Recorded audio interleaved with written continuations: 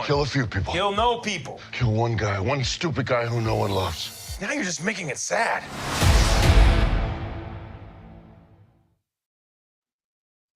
Hello, everyone, and welcome to Ranked and Reviewed Breaks the Fourth Wall. I'm your host, Tomye West, and joining me as always is my co-host, Alannis Maximus. Hello. Your fucking camera quality is shocking, bro. Really? Oh, yeah. That is weird. It looks fucking god-awful. Maybe my internet is being average. You know what? I'll keep talking. How about you sign out, sign back in? Sounds good. So here we are, alone, without Alannis. But that's okay, because we are here to talk about Guardians of the Galaxy Volume 3. We went and saw it in 4DX, which was a great time. 4DX is always a great time. So if you haven't gone and checked it out yet, please do so, because I'm telling you, you're missing some really good times. It's almost like a Hollywood ride, like a Hollywood theme park ride. So like you go into Disneyland, you go into Universal Studios, or in Australia, you go into Movie World, Dream World, one of those things. It's almost like a full-blown Guardians of the Galaxy ride or a 4DX ride of any movie that you go see in 4DX. So it's that good. It's like on the level of like roller coaster, like that sort of stuff. It throws you around, it lights up, it's a good time. And we're talking about Guardians of the Galaxy Volume 3. Now, I don't want to get too far into this review without Alannis coming back. But yeah, we couldn't have his internet running like that. That was horrible. That looked like he was like beaming himself in from fucking 1996. And that just can't happen, you know? So while we're waiting for Alannis to come back, let's do a quick rundown of Guardians of the Galaxy Volume 3. Just some information you guys might want to know before we get into our review. First of all, before we get into it, the overview, I will say, I'm not the biggest Marvel guy. I'm not the biggest Marvel fan. Here is Alannis. Look, that looks a bit better. Look, as I was saying to the people just before, we couldn't have you looking like you were dialing in from 1996. You know what I mean? Yeah, I basically just said what 4DX is about and how it's like a theme park ride, basically the entire movie. You're getting a Guardians Volume 3 ride if you're going to see this movie in 4DX. I don't know what the equivalent is over in America. I'm not sure if there is a full 4DX sort of like equivalent or if it's just D-Box. But either way, do you know that, Alannis? Courtesy of weird guy that talked to me at the end of the movie. I believe they do have 4DX. They do. Okay, cool. So I wonder what cinema chain holds that then. I don't know. Maybe we'll look into it while you're going for your thoughts on this movie. Before we go through our thoughts and everything, we're going to quickly talk about the overview of this movie, Guardians of the Galaxy Volume 3. Original title, Guardians of the Galaxy Volume 3. That's whack. Wait, okay, so the new title is Guardians of the Galaxy Vol. 3. The original title was Guardians of the Galaxy Volume 3. Not much of a difference, but you get the idea. Released 2023 with a rating of 12A. Another whack one we have no idea about. 2 hours, 30 minutes is the runtime with an IMDb rating of 8.5 out of 10, which is pretty high, considering some of the earlier reviews I saw for this. So the director of this was James Gunn. Writer was James Gunn, Dan Abnett, Andy Lanning. Stars Chris. Dan Abnett, really? Yeah, who's that? He's a comic writer. I did not know who's involved. Yeah. Mate, would he just be like credited as like maybe because it's like how like when you watch a Batman movie, it's credited as, you know what I mean? Like maybe I'm curious now. Okay, so it says Guardians of the Galaxy Vol. 3 comic book 2023. Ah. Yeah. And he also wrote Warhammer in 2022, the video game. Actually, no, he's not a comic guy. He's a Warhammer novelist. Now I think about it. He's also did Lego Super Marvel Superheroes, Guardians of the Galaxy, the Thanos Threat, Guardians of the Galaxy, the Telltale series video game, Guardians of the Galaxy. Like he's done a lot of like video game stuff. He did some work on the Ultimate Spider-Man series, TV series. He wrote the video game Alien Isolation and Terminator Genesis Revolution.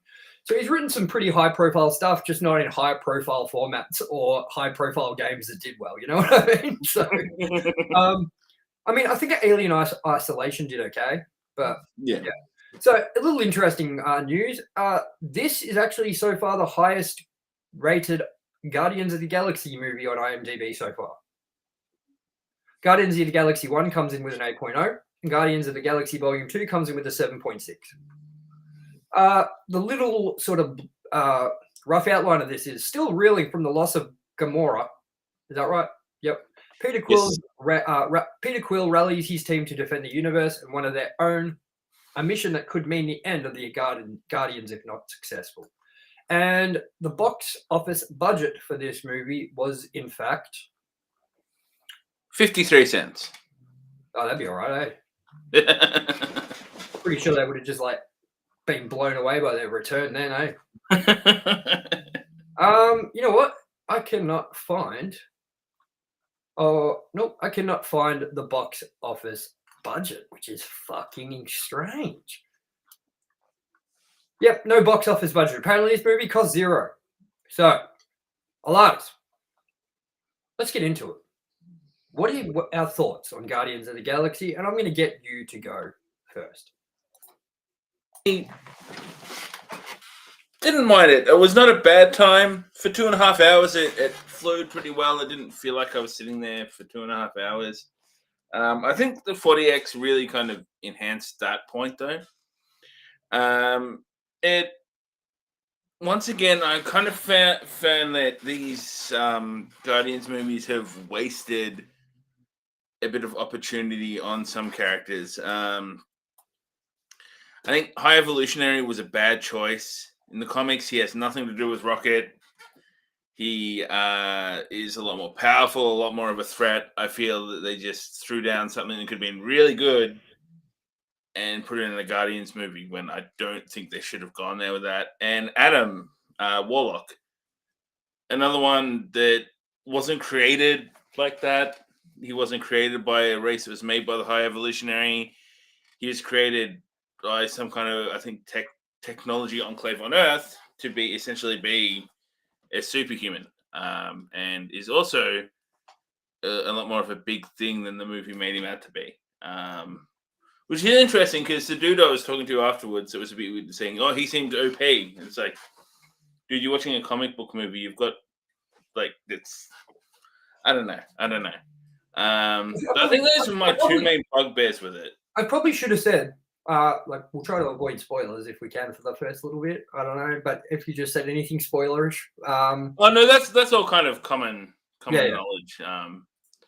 They didn't really give away the story. Like everyone knows that High Evolutionary and Warlock are in it. And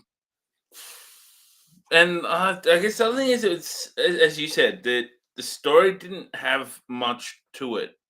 Like, yeah, like that was my thing with it, which was like, it felt like that it had, like, of course, a lot happened in the movie. Like, I wasn't saying not a lot happened, but when you like put it in the grand scheme of things, it felt like not a lot happened, even though, like, obviously things did happen. You know, there was quite a lot that happened, like, pretty crucially to the story, and obviously the world of Guardians of the Galaxy and things like that. But like, I almost felt like the things that were really crucial about this entry in the series that you really needed to watch and know was sort of like just add-ons, if that makes sense. Like, it was almost like those really important moments were surrounded by a story that wasn't really super in depth. That's just my personal perspective on how I felt the movie ran anyway. I felt like, you know, just it kind of left me with the same feeling that Cocaine Bear left me with, man, which was like, there was a movie there with substance and a plot, but at the end, I didn't feel like I got much out of that plot or substance. You know what I mean? yeah. If that makes any sense. Also, me talking about this as not a Marvel guy, not a guy that's really into superhero movies quite a lot. There was a lot in this that I just was lost about straight away. And that's not like saying anything bad, negative against the movie. That's more my fault because I haven't kept up with the Marvel Cinematic Universe. But that's what I almost find really hard to take a grasp of with these Marvel movies, which is the fact of that you do really have to see every entry in the series of Marvel to kind of understand what's going on. Because even if one movie doesn't necessarily tell you anything to do with the next movie, you have to kind of see all of them because you might miss it. You might miss something that is relevant to the future of this story. You know what I mean? So like, even though you were like, oh, like Infinity War or whatever, and then this and something else are the ones you really need to pay attention to before seeing these. Like, if you're coming up to this movie not knowing these things and you're like trying to get yourself like caught up, you're going to have to sit through majority of the Marvel movies because you have no idea which ones are relevant or not. And that's my biggest problem with the Marvel Cinematic Universe is that for people who haven't seen all the entries beforehand, who might have taken their kids to this as their first Marvel movie experience, like they haven't seen all the previous 35 fucking movies in the Marvel Cinematic Universe. Like, I do feel like this is a movie that is really sort of like hinging on the previous movies that came before it, even not in the Guardians series, but just in the Marvel series as a whole. And I find that really sort of not accessible to just your general audience. And I know they've started a new phase and all that for Marvel, but I still feel like we're going to see the ramifications from the first phase all the way through this next phase and probably the one after that. And you still have to keep up to it with, you know what I mean? And I just find that really, it benefits the Marvel fans. It benefits the cinema goers that have stuck with it the entire time. But I really think it's not a benefit and it's a negative draw card for the people who aren't in the Marvel Cinematic Universe like others are or haven't seen previous installments. I do feel like you really are going to get lost with some of the plot beats and references and things that they say and whatever. I don't know if that makes much sense. What about you, Alannis? It does. At the same time, I think it's not super heavy. Like, it's more just the Guardians trilogy and the last couple of Avengers movies. But I get what you're saying. But at the same time, I really dig it as well because it's like a living, breathing comic book. And I could decide to open a comic book for the first time tomorrow, and there's going to be a lot of references that I'm not going to get. So I think in the same way, it is hard to compare because it's movies, but at the same time, I kind of like it as well because they're actually bringing what a comic does to life and that continuum and that rather than just going, here's our heroes, now let's tell the same story again and again and again. I don't know. I think it's got its pros and cons, I think. The other good thing about us going to see this tonight was that we're kind of getting an idea and a feel for the difference in 4DX now. Every experience of 4DX is kind of going to be different, and we didn't think too hard on like how different they'd be and how different things would be with 4DX depending on the movie you're seeing. And I definitely think that this movie did not come close to how good Super Mario Brothers utilized the 4DX. I feel like this movie had some amazing moments in 4DX. I think it had some really cool moments, but it just really lacked overall. Like, there were some parts that I forgot I was seeing in a 4DX theater until the seats moved. You know what I mean? Like, yeah, there was long sporadic periods of time where it was just like nothing, no movement, no nothing. And then suddenly things would happen and you'd get jolted. And I'd be like, whoa, like, what the fuck? Like, you know what I mean? So I think that like Mario had a much more even experience when it came to the 4DX. And I felt like, I don't know if they felt like it was rushed or they didn't put enough into it or it just wasn't needed as much as Mario used it or utilized it, you know? What are your thoughts on the 4DX and everything? I think there's a few missed opportunities as well. Like, there's a little, like, there pretty much was no use of the water spray. Like, there's one moment I noticed where Beastie Thing yells at someone and you got a kind of little of a fine mist coming out with a gust of air. But yeah, it's similar sort of thing. It was more just the chairs moving than anything. Like, yeah, you had the gas jets and that as well, but as you said, there was some times where it barely was moving. It did some really cool things, I think, towards the start. Like kind of when it was showing Rocket's origin and he was just a normal raccoon. And when the high evolutionary hands coming in and stuff, it kind of like gently leant you forward, kind of like, and leant you back and things like that, which was really, really good. But it kind of lost its immersion later on through the movie, I think, in what it was doing.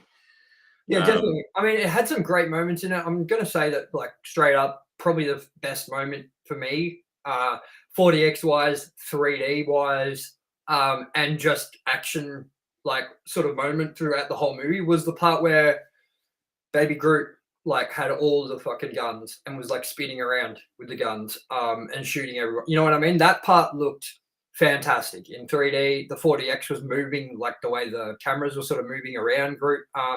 Baby Groot, older Groot, middle-aged Groot, whatever his name is. I think that was utilized really cool. And I will say, talking about the 3D aspect without the 4DX aspect, the 3D was actually really good in this movie. I was surprised because I don't think it was shot in 3D, but I think that the CGI was definitely like made to take advantage of the 3D stereoscopic 3D version. What do you think about that?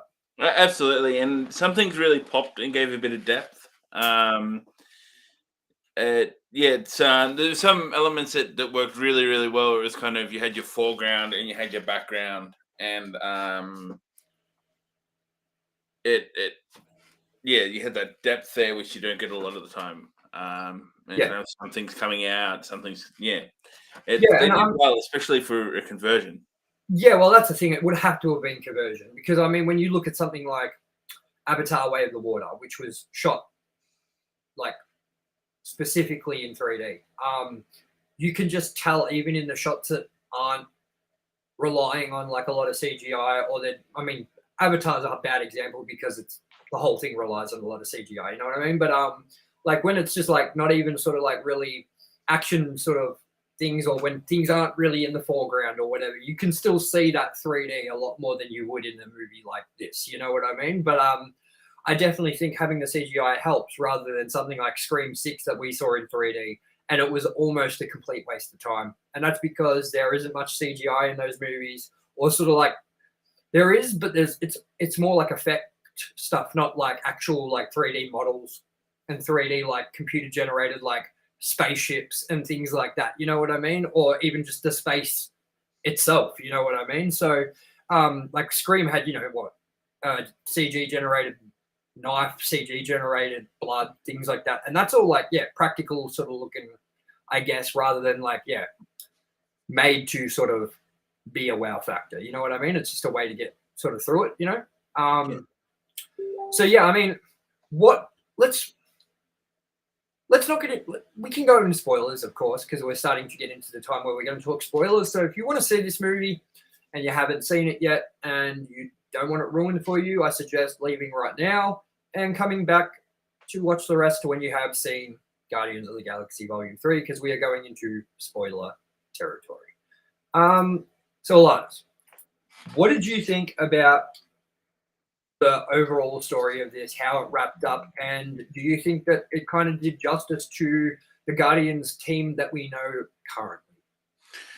I think it teased way too much on the deaths of people in the rumors before the movie was obviously laid, because it happened so much in the movie as well as the trailer. Like we saw in the trailer we played before, where they're carrying Star-Lord out and he looks pale and dead. That's in the very start of the movie. He was passed out drunk. And then in the movie as well, heaps of moments lead into Rocket. Most of the movie, Rocket's dying.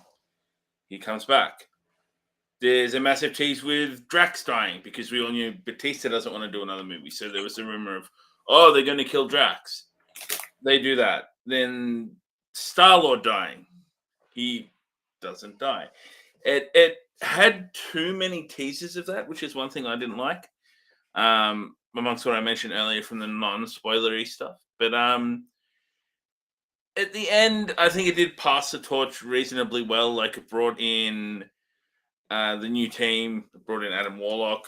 Even if I'm not completely sold on this interpretation, but it's it's going to be reasonable, I think, when they make the movies moving forward. But then they also brought in after the end credits, the whole Star-Lord will return.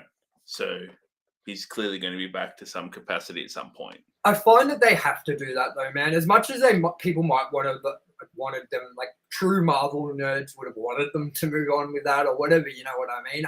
And get a different, person as the front sort of lead person. But I honestly think that they have to kind of have Star-Lord come back for moviegoers that aren't as understanding of the whole comic book sort of way you do things, you know what I mean? Which is like, we've moved on, I think moviegoers are really attached to Chris Pratt as Star-Lord, Peter Quill. I think that people are attached to, which I've heard, he's not coming back, but I've heard that people are very attached to Drax and he's not coming back, you know what I mean? So it's like, I don't think you want to make too many changes in the next iteration too quickly, because I think people will not be as in for it. You know what I mean? I don't know. Do you think you'd agree with that sort of? Yeah, I do. It'll be interesting to see where they go with it as well. Like, I'm fairly confident we're probably not going to see, like, we might see cameos, but I don't think we're going to see Drax in a big way moving forward. No, I don't think we will either. I think it'd be cool if he did make a cameo, or I think it'd be even cooler if he did go away for a while and then maybe he wants to come back, and that would be like a big, huge draw for people that like maybe don't get into the next iteration of it, or maybe people will miss him a lot and be like, it'd be good if Drax was here and shit. And then it maybe would be a good choice to bring him back and probably do well for box office numbers as well. You know what I mean? So I wouldn't count him out completely, because I think if you offer anyone enough money to do anything, they're going to be there. Yeah.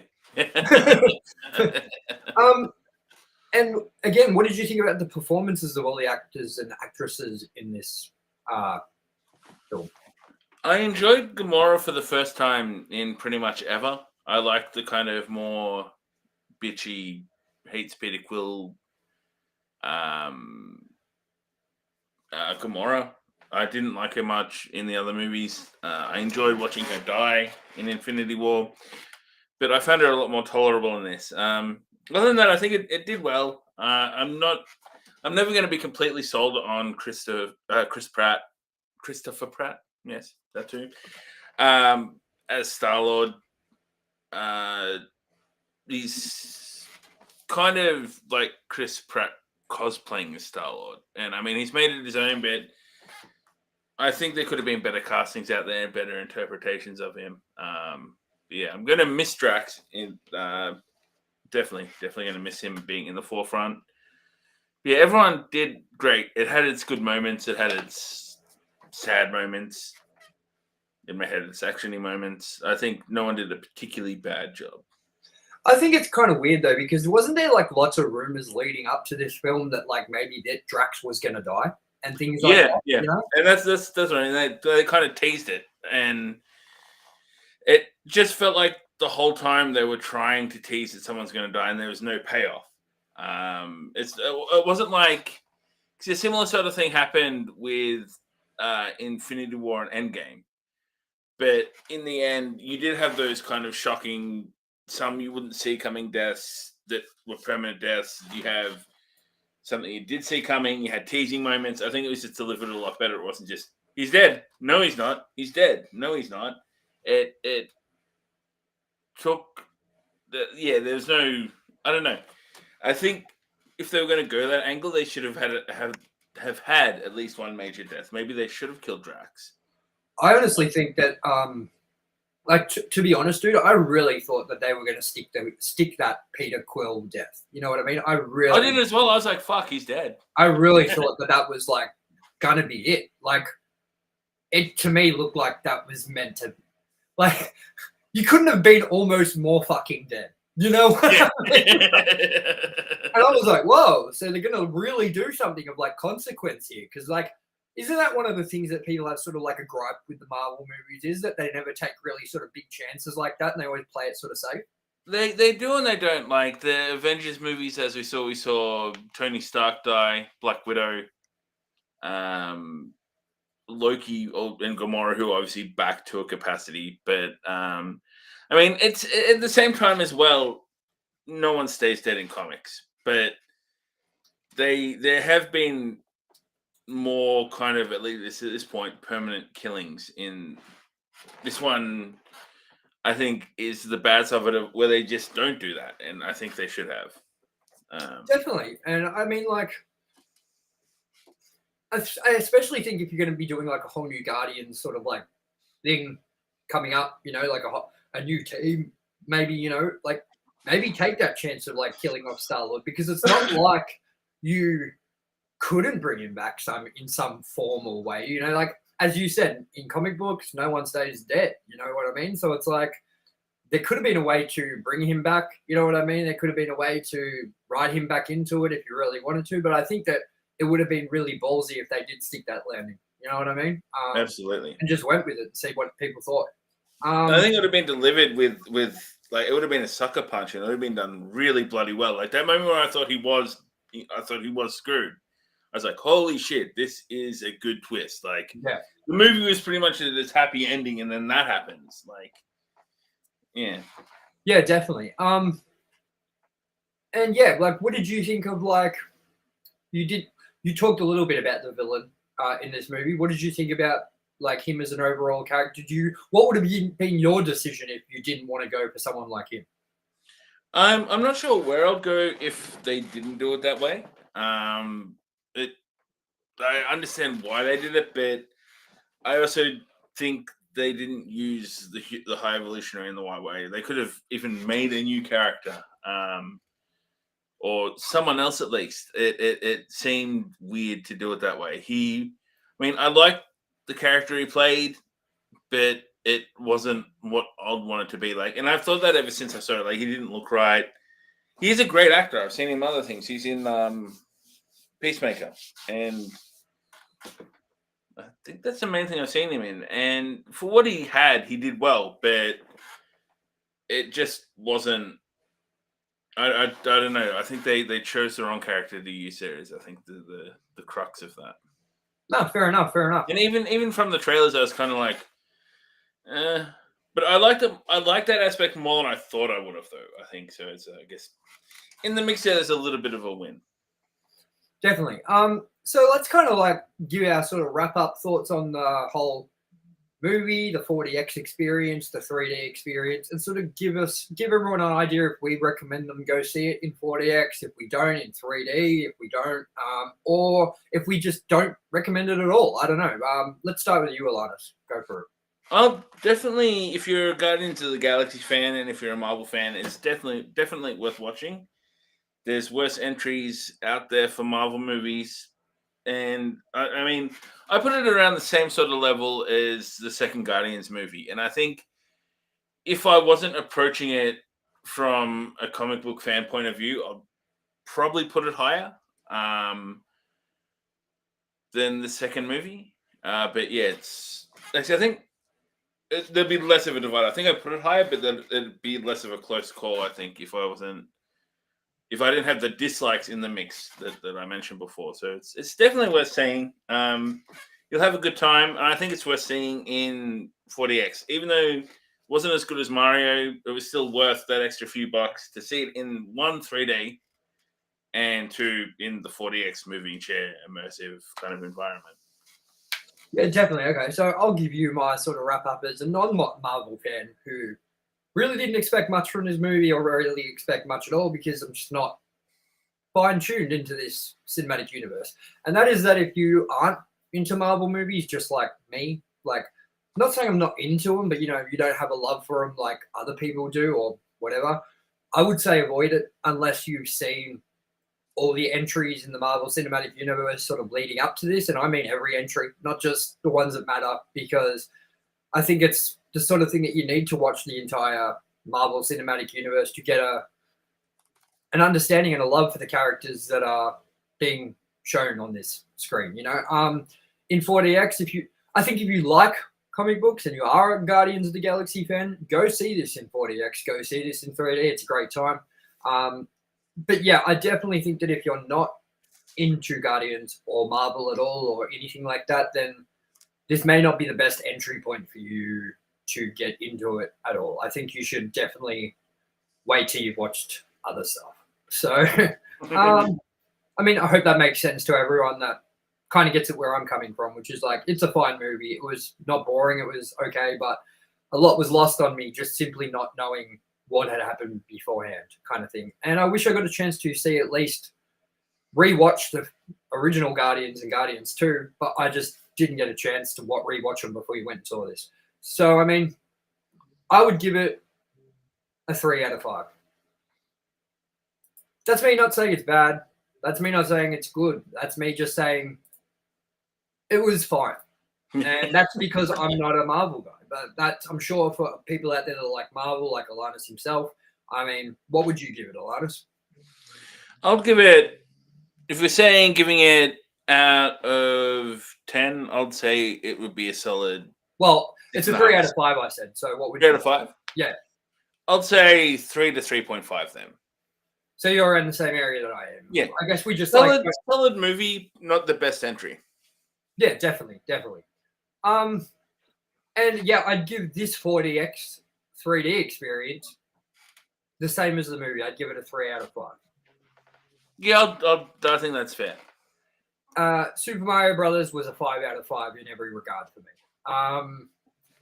So, I mean, what we're going to do is we're going to start making a tally, like a rank of like 4DX experiences. So it's not going to be ranked against anything else except for the whole experience of 4DX 3D or 4DX, whatever we're going to do. So, I mean, in the ranking of things, I'm still going to put Super Mario Brothers ahead of Guardians of the Galaxy Volume 3 in the 4DX format / 3D format. What about you? I would, for the 4DX experience, and based solely on that, I would say Mario did have a better experience to it. Definitely. And I think that's about all we have to say on Guardians of the Galaxy. What about you? Yes, that is. I mean, what did you think? Did you think much about the cinematography? What about the score? How'd you think? I got what I thought I would get, and it wasn't bad. You had the contemporary music and old school music kind of chuck into. Yeah, it was a good time. See, with the Marvel movies, I feel like the cinematography is something that I don't really pay much attention to or anything because I almost feel like they are all the same. Like, I'm not saying that as in a derogatory way to the people who film these movies or the cinematographers, but I almost feel like they could just use the same cinematographer from each Marvel movie and it would be the same because it just seems to be a very consistent style that they aim for with the cinematography, and I don't see much of a difference like from movie to movie. What about you? Yeah. I think that's a fair call. Yeah, I almost feel like it's just every movie has that level of cinematography that's really great. Yeah. And yeah, it doesn't really go any different from that. I mean, I think the most difference you'd find in cinematography from these movies would maybe be the Sony Marvel crossovers. So like the things of like Venom and things like Deadpool and things, I feel like their cinematography is a little bit more less smooth. You know what I mean? I feel like it's a little bit more gritty. Would you think that's a fair assessment? Definitely. But I also think that's to do with the movies that they're filming as well. Like Deadpool and Venom are going to be more gritty than something like Guardians of the Galaxy. You know what I mean? Yeah. So yeah. I mean, yeah, that's pretty much all we have to say on these. Alannis, what have we got? Actually, before we head out, let's do something that we always do on Ranked and Reviewed, and that's some trivia. And then we'll talk about what we've got coming up on Ranked and Reviewed, Breaks the Fourth Wall over the next couple of weeks, and so on. And we will end there. So with this, let's get into some trivia.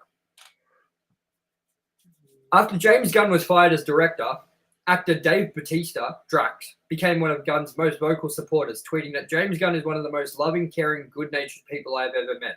He is gentle and kind and cares deeply for people. He's made mistakes. We all have. I'm not okay with what's happening to him.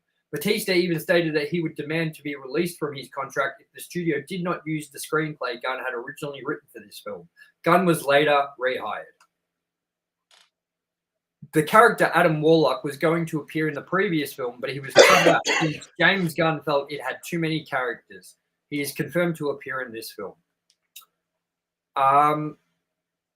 Announced a month before Guardians of the Galaxy release. Announced a month before the release of Guardians of the Galaxy Volume 2 in 2017. This was the first Marvel Cinematic Universe movie to have an uncensored use of the F-bomb. So fuck, you know. James Gunn announced that John Murphy will be the music composer of the movie, and that this will be the first time it won't feature Tyler Bates, who composed both Guardians of the Galaxy 2014 and Guardians of the Galaxy Volume 2 2017. This film marks the longest gap between the first film and third film in an MCU trilogy, 8 years and 10 months, as Guardians of the Galaxy 2014 was released on August 1st, 2014. This is the 32nd film in the Marvel Cinematic Universe. And before Will Powder was cast as Adam Warlock, George McKay and Roger Jean Page were considered for the role. I'm actually really impressed with my pronunciation. Yeah, man. I'm on fire. Okay, so what have we got coming up, Alannis, in 40X and Ranked and Reviewed as a whole? In 40X, we have the next one will be Fast X, which I think is going to definitely be one of the ones where the 40X experience trumps the movie experience. Oh, yeah. Oh, like, come on, man. Like, okay. So for everyone wanting to know why, like, are we excited for Fast X? Look, this is going to be even more of a fucking shit show for me and confusion, because I haven't seen a Fast and the Furious movie since Tokyo Drift. You know what I mean? So, but we weren't going to go see Fast and the Furious at all until we decided 40X was awesome. And now that's all I'm excited about with fucking Fast and the Furious X. I couldn't give a shit otherwise. So I'm looking at what we've got coming up, which is Fast and the Furious May 18th. Then we've got The Flash, 15th of June. Then we've got... I think we'll have Into the Spider-Verse before that as well, because I think it's the first week of June. Yeah, it'd just be nice if this Village Cinemas website showed you the order of the movies coming out in order. Like, you know what I mean? Like, I'm looking at the coming soon, and they're just throwing all shit at me, you know? Movies coming soon. Okay, so we've got Spider-Man into Across the Spider-Verse, which is 1st of June. Then we've got all of that. That's, yeah, Fast X, then Spider-Verse, yeah. Then we've got Flash. I'm looking. Pretty sure we got Flash after that. Yeah, almost positive. Yeah, and then we've got are we doing Transformers? If I can squeeze it in, I'd say maybe, yeah. That's on the 22nd of June. And then we have the movie I'm most excited about, Indiana Jones and the Dial of Destiny, on the 28th of June. That's a Wednesday. I'm excited about that. You know what? Yes. I'm really upset at myself, though. I'm going to bring something up. Now, look, we've already doomed this episode to hell, yeah? We started with our intro, which I'll probably end up cutting because we're just doomed to copyright. You know what I mean? But what I'm going to do is we're already fucked. You know, we're already gone down, you know, the tubes with our copyright for this episode. So let's watch what I watched the other day, which was an extended trailer for Indiana Jones and the Dial of Destiny. And then, Alan, I'm going to show you what I got upset about, which is the fact that I know exactly the plot for this entire movie now. So let's bring up a trailer for Indiana Jones with the Dial of Destiny. I wanted to talk to you about this anyway, so we might as well do it while we're here, you know what I mean? And let's check out the extended trailer for Indiana Jones.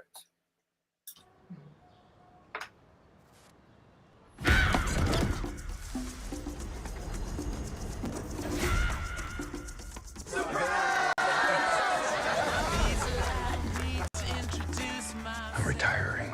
Well, in that case, what are we drinking? Same for the goddaughter. Dad told me you found something. On a train during the war. Why is it freezing?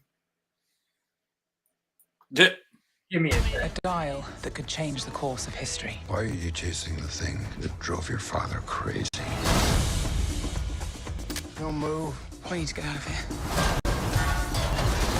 Stop! Sorry. Helena! Dr. Jones, get him.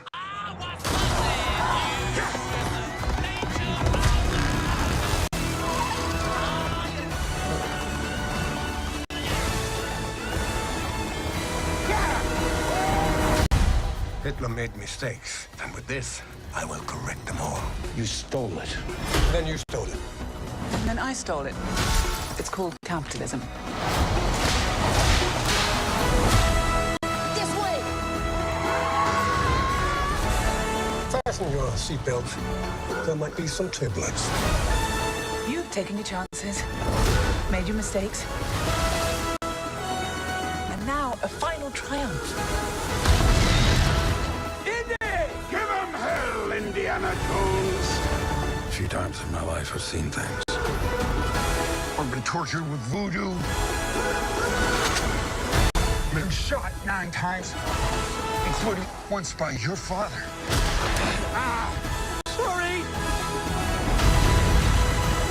But I've been looking for this all my life.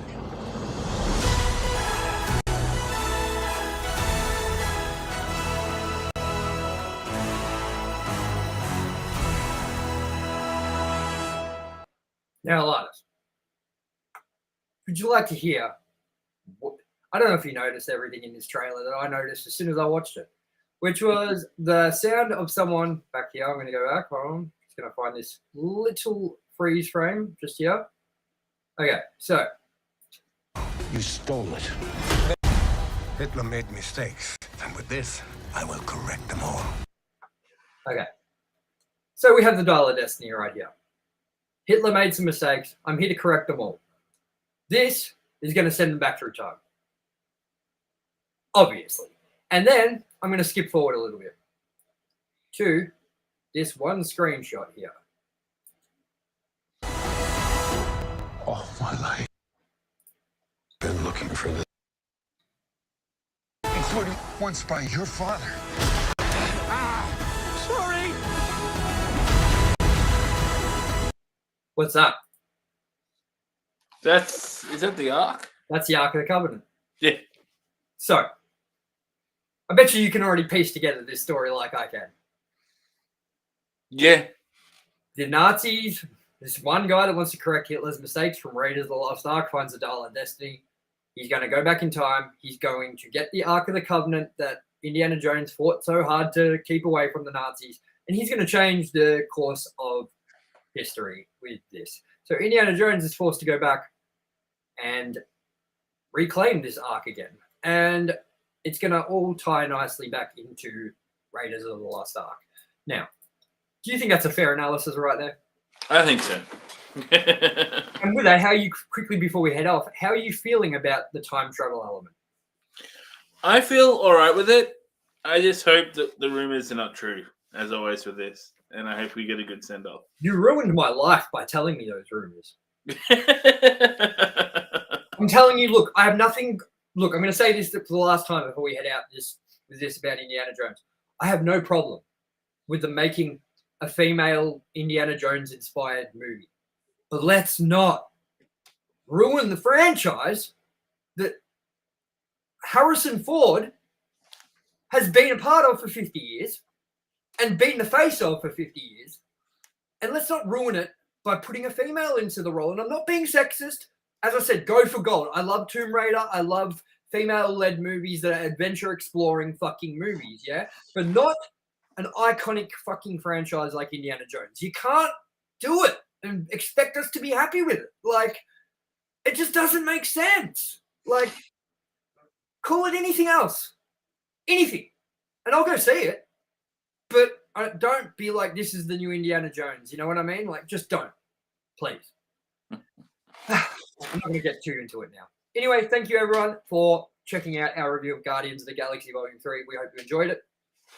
We will see you very shortly with our review for Fast X. Woohoo! And yeah, go see this movie in 4DX 3D. You'll enjoy it. I've been your host, Tomye West. And joining me, as always, has been my co-host, Alannis Maximus. And get in the fucking car. Hey, That's right. get in the fucking car.